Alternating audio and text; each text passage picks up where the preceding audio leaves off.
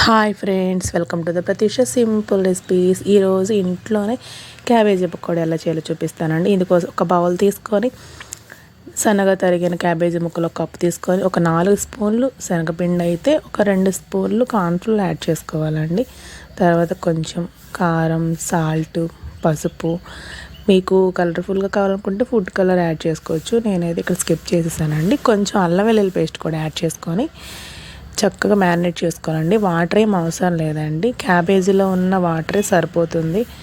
Marinate చేసుకున్న తర్వాత పక్కన పెట్టకూడదండి. పక్కన పెడితే ఏమవుతుందంటే క్యాబేజీలో ఉన్న వాటర్ అంతా ఊరిపోతూ ఉంటుంది, ఆయిల్ పీల్ చేసుకుంటుంది.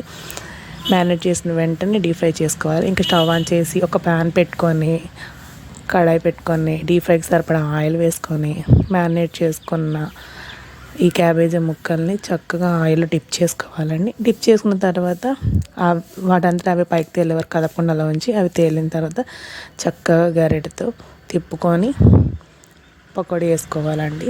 చాలా అంటే చాలా టేస్ట్గా ఉంటుంది, చాలా బాగుంటుందండి. మీరు కూడా ట్రై చేయండి. ఈవినింగ్ టైంలో స్నాక్స్ లాగా ఇంకా పప్పులోకి, సాంబార్లోకి నంచుకోవచ్చు అండి. చాలా అంటే చాలా టేస్ట్గా ఉంటుంది. పిల్లలు కూడా ఇష్టంగా తింటారు.